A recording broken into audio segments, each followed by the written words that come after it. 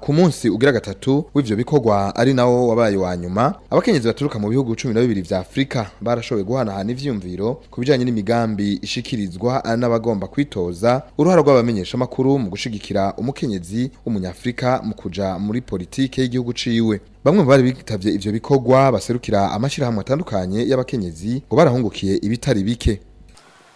Ibikorwa tumaze mu minsi 3 jewe bivuga ko byanyuguruye byarampaye ubundi bwenge kuko abakenyezi baturuka mu byo bihugu bitandukanye umwe wese arafise experience yiwe.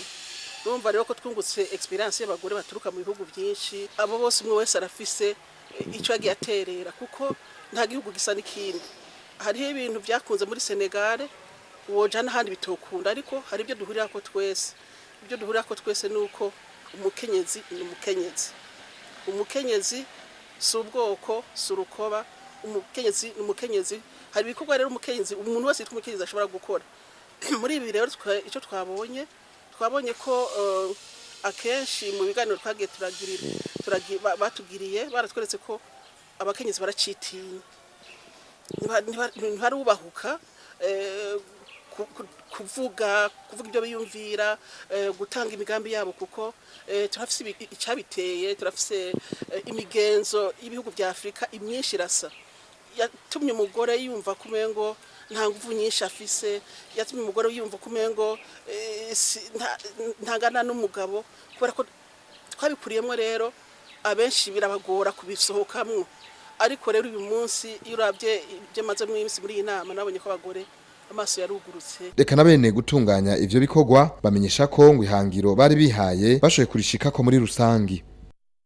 Twari twifuje ubwa mbere yuko ibihugu byinshi bihura ndetse n'ibihugu 13 kandi bose twarabatumiye bari tabutumire.